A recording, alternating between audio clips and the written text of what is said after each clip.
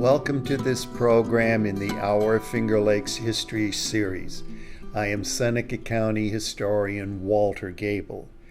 This program deals with Francis Bellamy and his writing of the Pledge of Allegiance to the flag of the United States.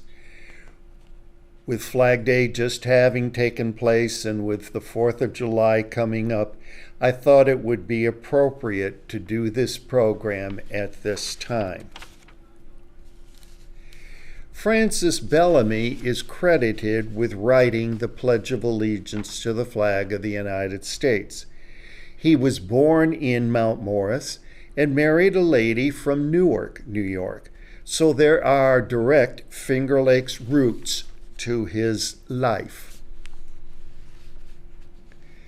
To begin by simply highlighting what will be developed extensively in this program, Francis Bellamy wrote his Pledge of Allegiance in 1892 as part of the celebration of the 400th anniversary of Christopher Columbus reaching part of the Americas.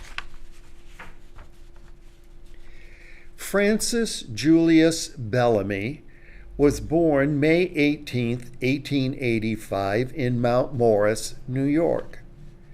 Shown here is his birthplace home and the historic marker that stands in front of the house.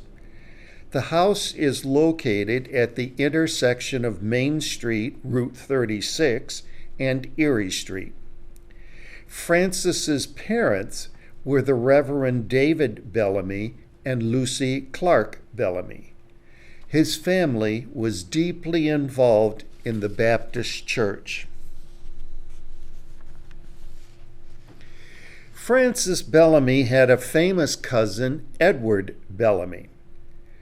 Edward Bellamy was the author of socialist utopian novels, especially Looking Backward, and also the book titled Equality. In Looking Backward, Edward Bellamy wrote that a nonviolent revolution had transformed the American economy and society, so that private property had been abolished in favor of government ownership of capital and the elimination of social classes.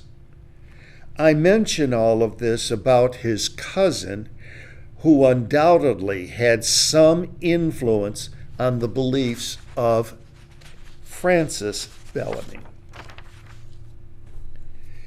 Bellamy's family moved to Rome, New York when Francis was 5 years old because Francis's father became pastor of the First Baptist Church of Rome. Much of Francis Bellamy's real youth was spent growing up in Rome, New York. Francis's father died there in Rome in 1864, and the Bellamy family continued to live in Rome. Francis became an active member of the First Baptist Church, and Francis graduated from the Rome Free Academy. Francis Bellamy went on to study at the University of Rochester. There he excelled in oratory and was a member of Alpha Delta Phi fraternity. He graduated from the University of Rochester in 1876. Francis Bellamy has become known as, quote, the most quoted alumnus of the University of Rochester, and this is because his flag pledge is recited so much. He studied theology at Rochester Theological Seminary and graduated there in 1880. Francis Bellamy, like his cousin Edward, came to embrace the left-wing beliefs of the Christian socialist movement. This Christian socialist movement wanted to end capitalism and establish socialism, embracing some ideas in the Bible and some of the teachings of Jesus. Following in the footsteps of his father, Francis Bellamy became a Baptist minister, first in Little Falls, New York. In his approximately 5 years there, he was highly appreciated for his preachings for prohibition and for his extensive work for families of factory workers. While in his pastorate at Little Falls, Francis Bellamy in 1881 married Harriet Benton of Newark, New York. In 1885, Francis Bellamy moved to a pastorate in Boston, Massachusetts. There he did much work with the poor and continued his temperance activism. However, despite these notable accomplishments, many of his parishioners disliked his Christian socialist left-wing beliefs.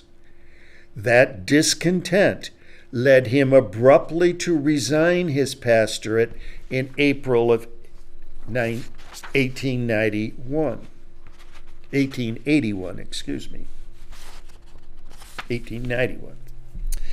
One attendee at Bellamy's church was Daniel Sharp Ford, the editor of the Youth's Companion, who liked Francis's sermons on liberty, fraternity, and patriotism.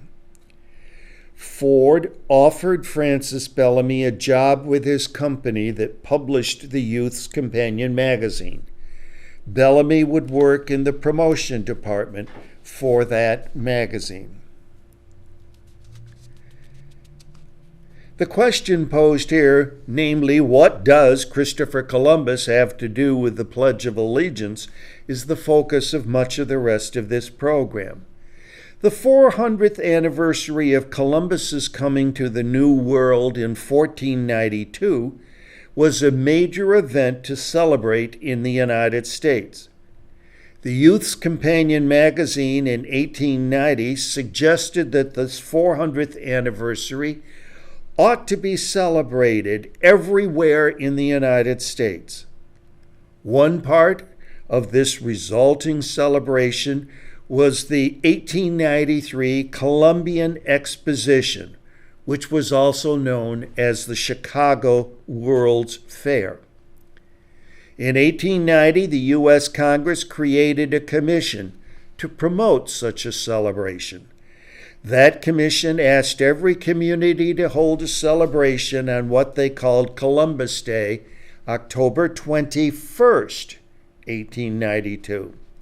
On behalf of the Youth's Companion magazine, Francis Bellamy successfully lobbied Congress for a resolution endorsing public schools throughout the country to form the most fitting centers for a national chain of local celebrations. This nationwide demonstration was named the National Public School Celebration of Columbus Day. 1892 would be the 400th anniversary of Columbus's first coming to islands that make up what became known as the Americas or the New World. By 1890, there were many so-called new immigrants coming to the United States. These immigrants tended to come from Southern and Eastern Europe, so they did not speak English. So many came that by 1890, the public schools in New York City had more immigrant children as students than these public schools had children who had been born here in the United States. A major question of the time was how to make these new immigrants into good, patriotic U.S. citizens. A common assumption at the time was that if you educate the youth into speaking English and embracing United States culture, then it would help their families to become more like U.S. citizens. James Upton, who was in charge of promoting circulation of the Youth's Companion magazine, was convinced that these recent immigrant students needed something tangible to symbolize the United States and inspire love of country in all children, native as well as immigrant.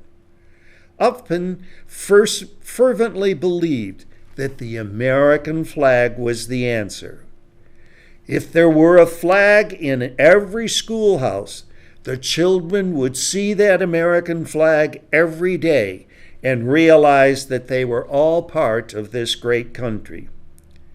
Upton's Raise the Schoolhouse Flag movement led to U.S. flags being placed in over 30,000 schools from Maine to California. Upton also launched an essay contest for students. They would write on the patriotic influence of the American flag. One winner was chosen from each state, and the student school was awarded a large U.S. flag. The names of the winners was published in the Youth Companion magazine.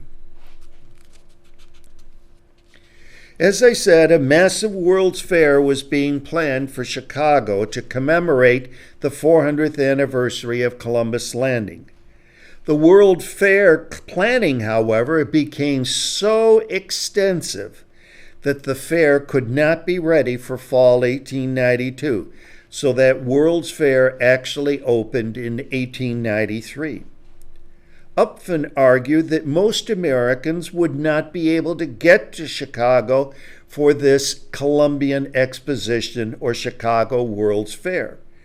But most Americans, Upton felt, could participate in celebrations planned in their local town. Upton conceived of a national celebration of Columbus Day to take place in all public schools in the United States on October 21st, 1892. Upton felt that the public schools were, quote, the most representative and truly American institution we have, unquote. The September 8, 1892 of Youth's Companion magazine contained the official program for schools to use October 21st. Shown here at left is a badge and ribbon for people to wear for this public school event. Shown at lower right is how one school actually celebrated the event.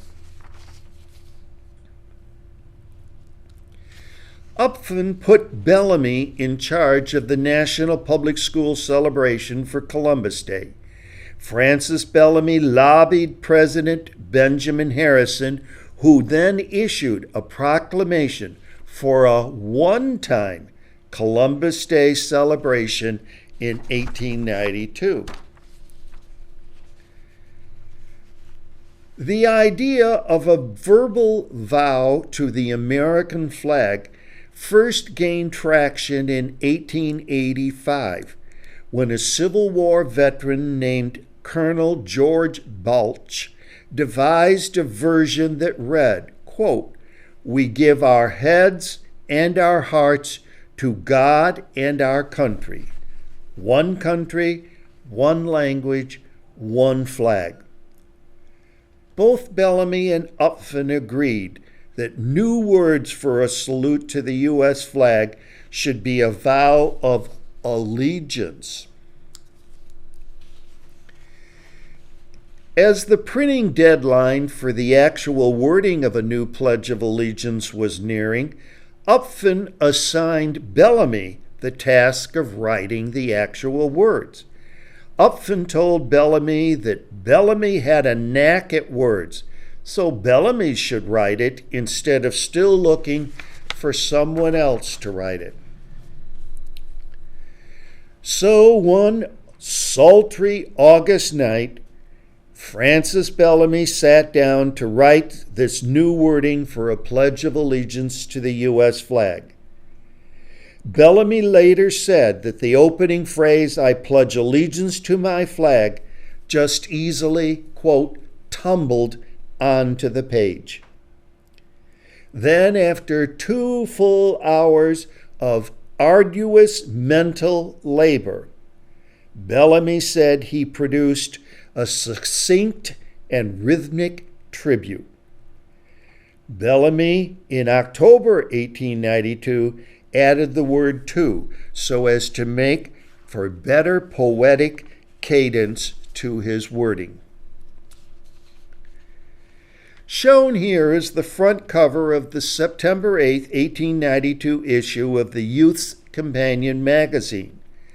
That issue contained the full program for the National Public Schools celebration for Columbus Day, planned for October 21, 1892. That issue contained Bellamy's Pledge of Allegiance. This was the first time it was published. That issue also contained much information about the schoolhouse flag movement. As I indicated, in October 1892, Bellamy added the word to make for better poetic cadence for the wording. On October 21st, 1892, tens of thousands of school children all over the United States recited Bellamy's Pledge of Allegiance to the flag for the first time. Bellamy himself said he heard it for the first time that day when 4,000 high school boys in Boston roared it out together. This photo was taken about 1892 by Jacob Riis. It shows students, many of them recent immigrants, of the Mott Street Industrial School saluting the flag in New York City.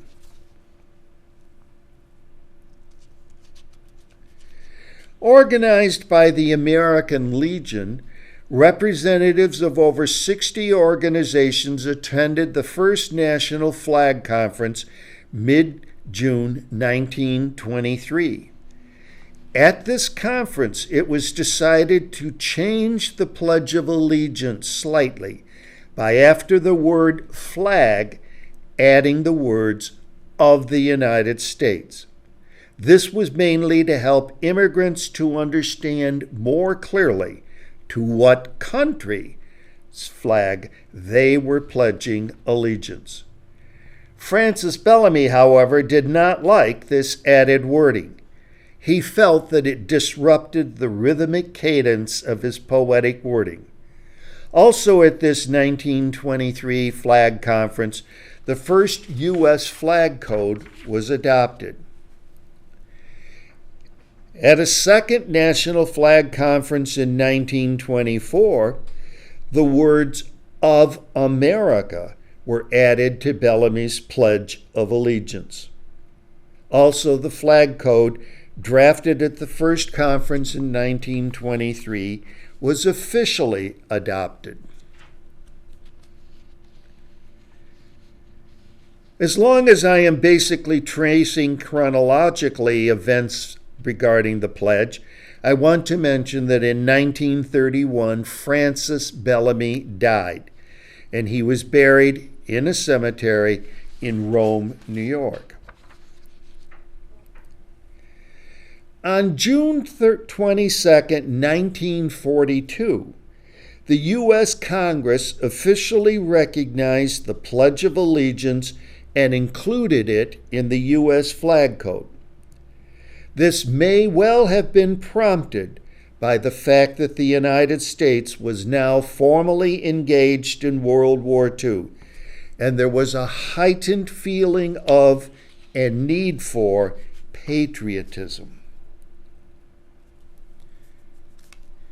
Here you see school children raising their hands in salute as part of their recitation of the Pledge of Allegiance to the flag of the United States.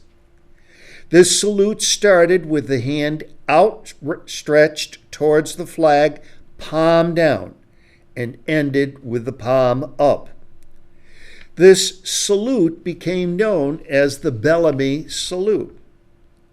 You can probably sense what I'm leading up to. Many people felt this Bellamy salute was too much like the Nazi salute to Hitler.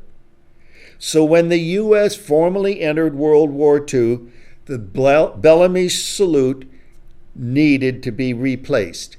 On December 22, 1942, Congress changed the official manner of delivery of salute by placing the right hand over the heart.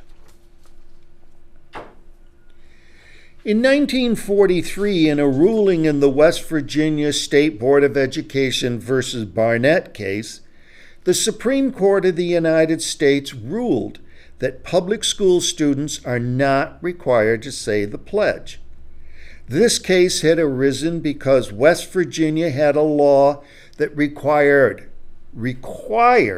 all students to recite the pledge, and Jehovah's Witnesses students considered the flag salute to be idolatry, to which they could not pledge allegiance. The Supreme Court of the United States ruled that requiring students to recite the pledge would violate their rights of freedom of speech, which includes the right to say nothing.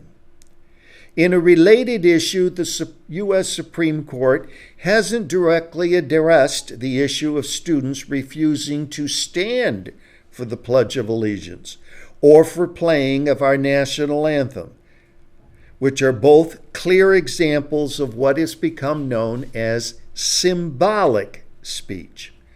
But the lower federal courts have agreed that public schools may not force students to stand during the pledge. Schools may require students as a whole to recite the pledge and stand for the Pledge of Allegiance as long as they excuse individuals who choose not to participate for religious, political, or personal reasons. One last change to the wording of the Pledge of Allegiance as we know the wording today was made June 14, 1954. The wording "under God" was added following "one nation." In honor of Lincoln's birthday month, President Eisenhower attended a February 1954 church service at the New York Avenue Presbyterian Church in Washington, D.C., in which the Reverend George Docherty, an immigrant from Scotland, in his sermon emphasized the need to insert "under God" into the Pledge of Allegiance. Docherty said, quote, "To omit the words 'under God' in the Pledge of Allegiance is to omit the definitive factor in the American way of life." He went on to say, "An atheistic American is a contradiction in terms. If you deny the Christian ethic, you fall short of the American ideal of life." The week following Docherty's sermon, bills were introduced into Congress to add the words "under God." This fit in with the argument of the early years of the Cold War that many Americans wanted to distinguish the United States from the state atheism promoted by Marxist-Leninist countries. Also in 1951, the Knights of Columbus had begun including the words "under God" in their reciting of the Pledge of Allegiance. Also in 1953, a member of the U.S. House of Representatives from Michigan had sponsored a resolution to add these words, but his effort didn't gain traction until President Eisenhower attended that church service, knowing fully well what would be the subject of the sermon and the publicity that would result from his attending that service. In 1955 came a song version of the Pledge of Allegiance to the flag. The music was composed by Irving Caesar at the request of Congressman Louis C. Ribault, whose House Resolution 243 had added the words, "Under God," to Bellamy's Pledge of Allegiance. So in conclusion, I hope that you have learned some things in this program about Francis Bellamy, who authored our Pledge of Allegiance to the flag, a person who has Finger Lakes roots.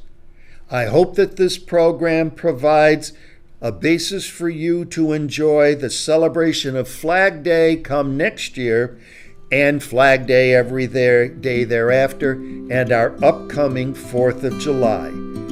Francis Bellamy's story is part of our Finger Lakes history.